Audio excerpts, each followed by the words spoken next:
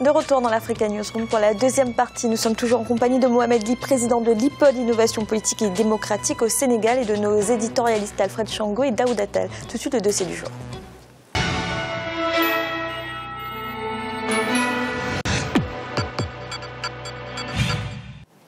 Cela fait 5 ans que le nouveau code de la presse au Sénégal est sur le bureau de l'Assemblée nationale. Le projet n'a jamais été soumis au vote. En cause est la question de la dépénalisation des délits de presse. Les députés de la majorité y sont fermement opposés. Le président Macky Sall s'était pourtant engagé à faire passer ce texte. Emmanuel Milimono.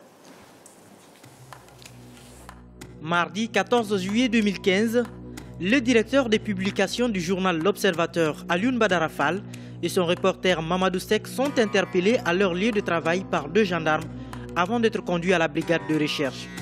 Il leur a été reproché d'avoir fait des révélations sur les détails concernant l'envoi de 2100 soldats en Arabie Saoudite dans le cadre de l'opération Tempête du désert.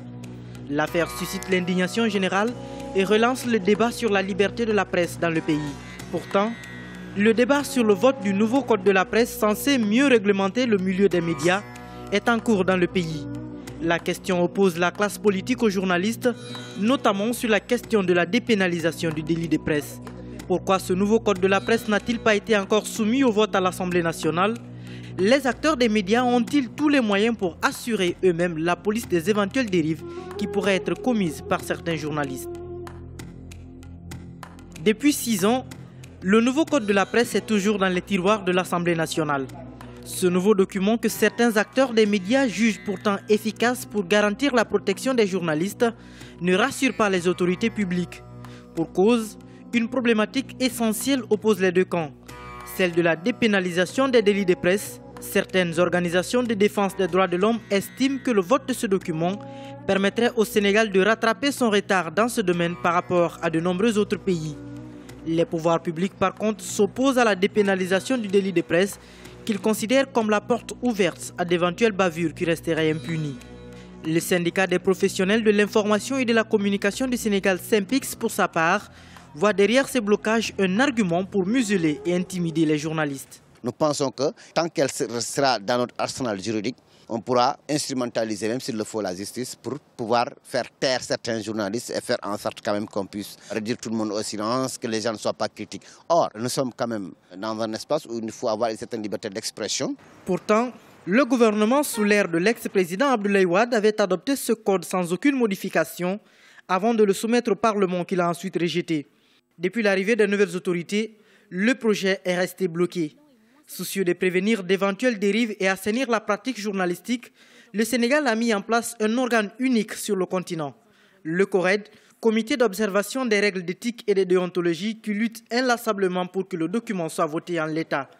Le CORED s'est doté d'un tribunal des pairs qui veillera au respect des règles d'éthique et de déontologie au sein de la profession avec le pouvoir de sanctionner. Mais pour l'État, cette alternative n'offre pas toutes les garanties. C'est pourquoi aujourd'hui, dans ces métiers, nous sommes envahis par des gens, n'est-ce pas, qui ne sont pas professionnels. Des gens qui viennent chercher de l'argent, qui ternissent l'image, n'est-ce pas, de cette corporation. C'est pourquoi la corporation, disons, a pu tirer toutes les conséquences en disant il faut qu'on stoppe l'hémorragie. Et la meilleure façon d'y arriver, c'est d'avoir un code. La nouvelle Assemblée nationale, élue en 2012 pour sa part, n'a pas soumis ce code au vote. Les parlementaires soulèvent le même souci, celui de la dépénalisation. Certains députés estiment que le texte, si bien rédigé soit-il, est peu contraignant pour les journalistes et pourrait, de leur avis, entraîner des abus de la part des médias. Pour les journalistes, les députés doivent faire confiance aux mécanismes mis en place par la presse pour faire face à d'éventuelles dérives. Ils prônent en outre une rencontre entre tous les acteurs concernés afin de lever ces blocages. Aujourd'hui, si cette question pose autant de problèmes et risquerait de nous empêcher de connaître l'application des autres aspects contenus dans le code de la presse, je pense que cela nécessite qu'on engage une large concertation avec les députés et les journalistes et tous les acteurs concernés pour savoir comment contourner cet élément-là. Si pour certains observateurs, la dépénalisation du délit de presse offre une totale impunité aux journalistes, il n'en est pas de même dans le projet de code.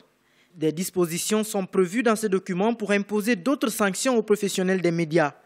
L'idée défendue par ces derniers est de passer par d'autres mécanismes contraignants sans recourir à la privation de liberté. En fait, il s'agit simplement de ne pas prendre des peines privatives de liberté pour le journaliste. Pour autant, cela ne veut pas dire que le journaliste est au-dessus des lois, qu'il peut tout se permettre. Il y a quand même d'autres sanctions qui sont prévues de nature à pouvoir éviter aux journalistes la prison. Outre le débat sur la dépénalisation des délits de presse, ce nouveau code est un rempart pour, entre autres, l'amélioration des conditions de vie et de travail des journalistes du Sénégal.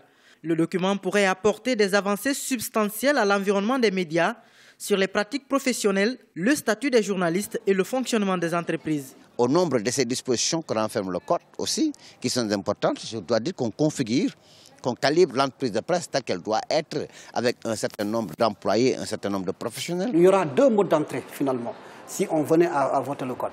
Ça veut dire quoi? On est journaliste, celui qui est sorti d'une école de formation, une école de formation dûment reconnue par l'État. La seconde voie maintenant pour être journaliste, il suffit d'avoir une licence ou l'équivalence de la licence. Vous séjournez maintenant durant 2 ans dans une rédaction.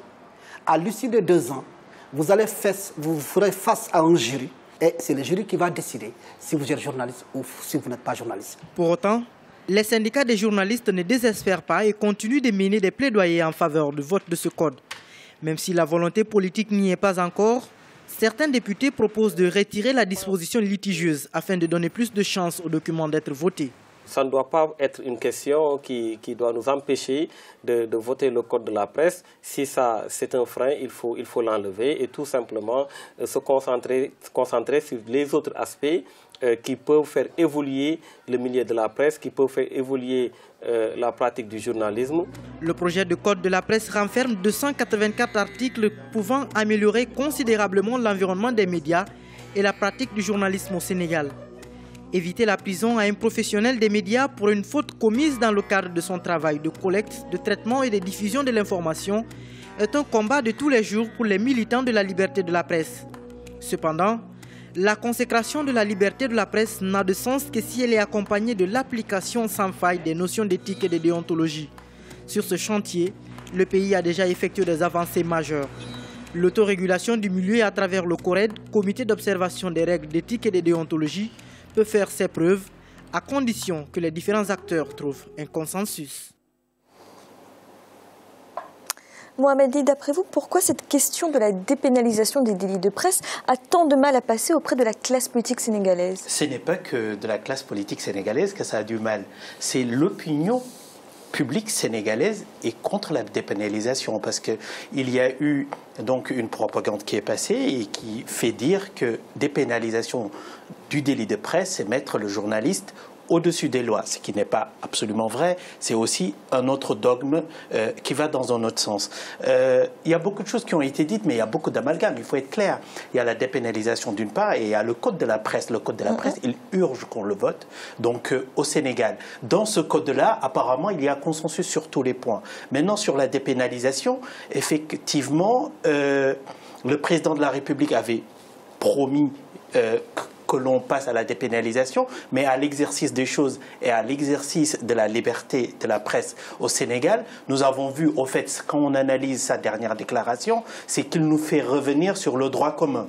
Le droit commun qui siège dans le Code civil et qui rend chaque citoyen responsable de son fait, de son tort ou de sa faute et l'oblige à le réparer. Et ça, c'est du 1881 en France. Et ça a du sens. Il faut le rappeler, la France qui est une grande démocratie aussi, ne dépénalise pas les délits de presse. Maintenant, il ne faut pas faire d'amalgame, il faudra revoir dans chaque pays son contexte. Au Sénégal, il n'est absolument pas question de liberté d'expression.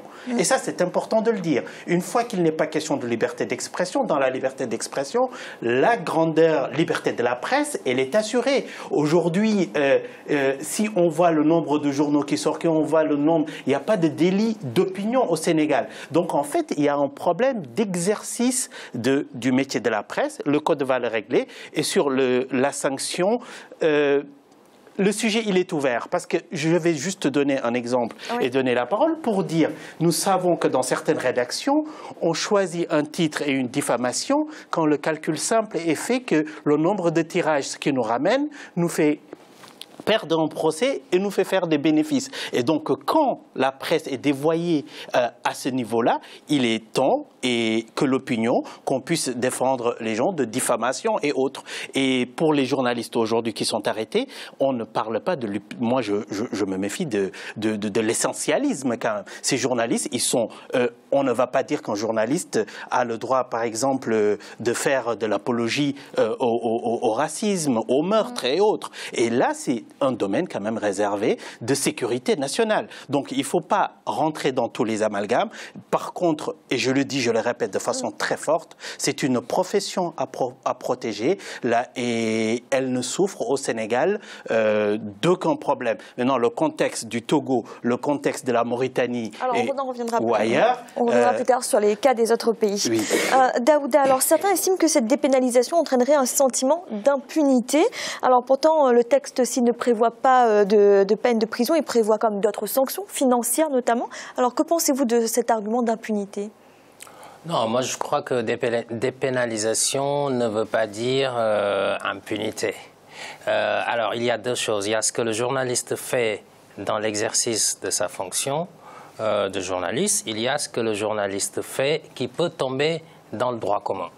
Alors moi je pense que quand un journaliste révèle des choses qui sont vraies, à ce moment-là, de toute façon, je ne vois pas en quoi ce journaliste peut être inquiété.